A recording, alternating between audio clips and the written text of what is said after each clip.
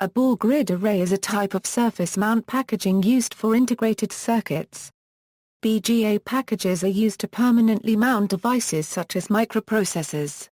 A BGA can provide more interconnection pins than can be put on a dual inline or flat package. The whole bottom surface of the device can be used, instead of just the perimeter. The leads are also on average shorter than with a perimeter-only type, leading to better performance at high speeds. Soldering of BGA devices requires precise control and is usually done by automated processes.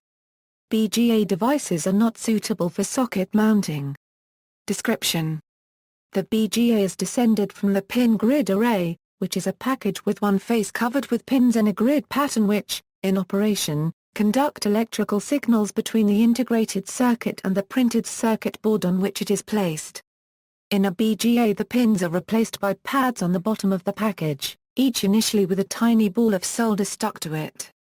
These solder spheres can be placed manually or by automated equipment, and are held in place with a tachyflux. The device is placed on a PCB with copper pads in a pattern that matches the solder balls. The assembly is then heated either in a reflow oven or by an infrared heater, melting the balls. Surface tension causes the molten solder to hold the package in alignment with the circuit board, at the correct separation distance, while the solder cools and solidifies, forming soldered connections between the device and the PCB. Advantages: high density. The BGA is a solution to the problem of producing a miniature package for an integrated circuit with many hundreds of pins.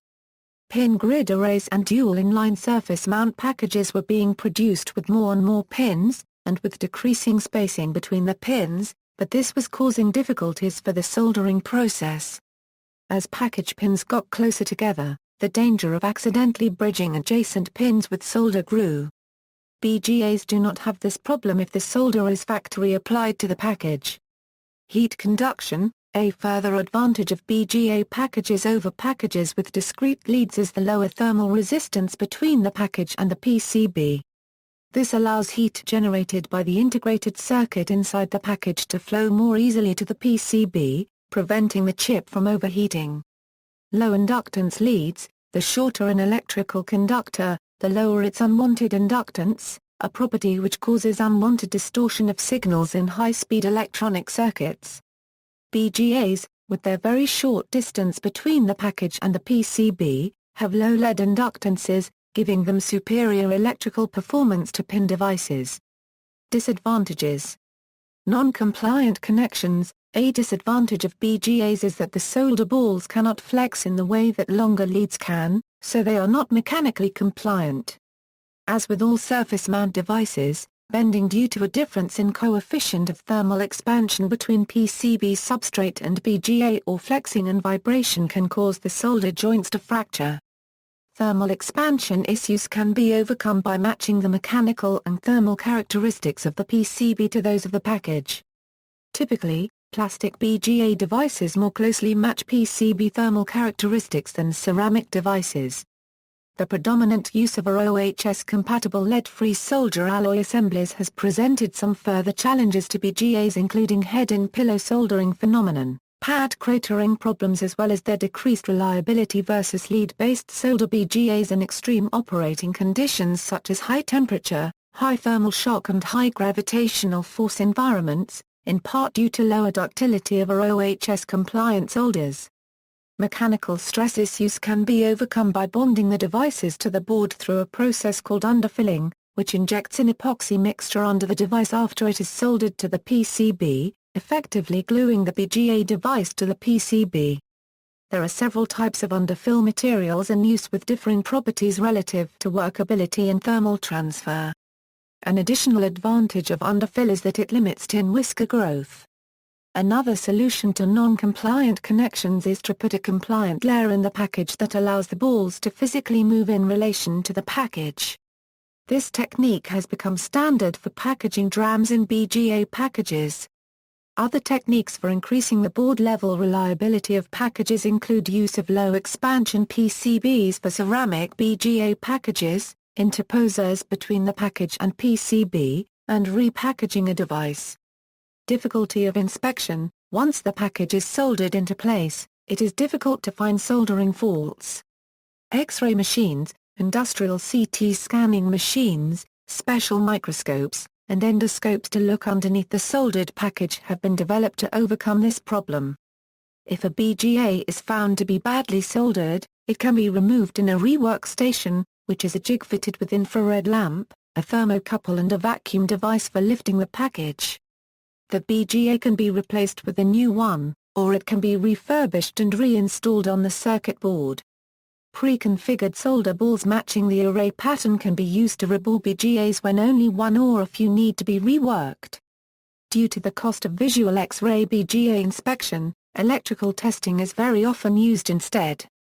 Very common is boundary scan testing using an IEEE 1149.1 JTAG port. A cheaper and easier inspection method, albeit destructive, is becoming increasingly popular because it does not require special equipment. Commonly referred to as die and pry, the process includes immersing the entire PCB or just the BGA attached module into a die, and after drying, the module is pried off and the broken joins are inspected. If a solder location contains the die, then it indicates that the connection was imperfect. Difficulties with BGAs during circuit development. During development it is not practical to solder BGAs into place, and sockets are used instead, but tend to be unreliable. There are two common types of socket. The more reliable type has spring pins that push up under the balls, although it does not allow using BGAs with the balls removed as the spring pins may be too short. The less reliable type is a ZIF socket, with spring pinchers that grab the balls. This does not work well, especially if the balls are small. Cost of equipment. Expensive equipment is required to reliably solder BGA packages. Hand soldering BGA packages is very difficult and unreliable, usable only for the smallest packages in the smallest quantities. However, as more ICs have become available only in leadless or BGA packages, various DIY reflow methods have been developed using inexpensive heat sources such as heat guns, and domestic toaster ovens and electric skillets. Variants. To make it easier to use ball grid array devices, most BGA packages only have balls in the outer rings of the package, leaving the innermost square empty. Intel used a package designated BGA1 for their Pentium II and early Celeron mobile processors.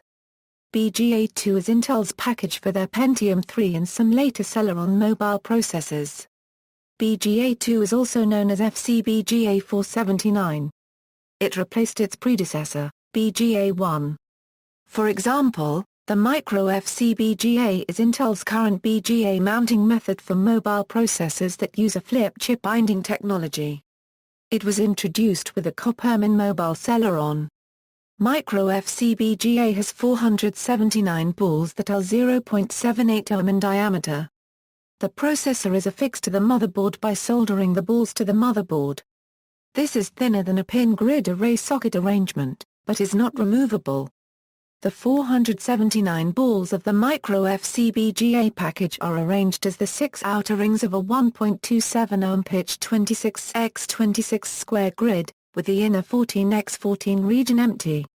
Procurement. Primary end users of BGAs are original equipment manufacturers. There is also a market among electronic hobbyists do-it-yourself such as the increasingly popular maker movement. While OEMs generally source their components from the manufacturer, or the manufacturer's distributor, the hobbyist will typically obtain BGAs on the aftermarket through electronic component brokers or distributors. See also, dual inline package, pin grid array, land grid array, TQFP, small outline integrated circuit, chip carrier chip packaging and package types list, embedded wafer level ball grid array, references. External links, packaging a 40 Gbps serial link using a wire-bonded plastic ball grid array, white paper, Amkron Nokia Japan, 0.3 mm pitch CSP/BGA development for mobile terminal Seguro, white paper.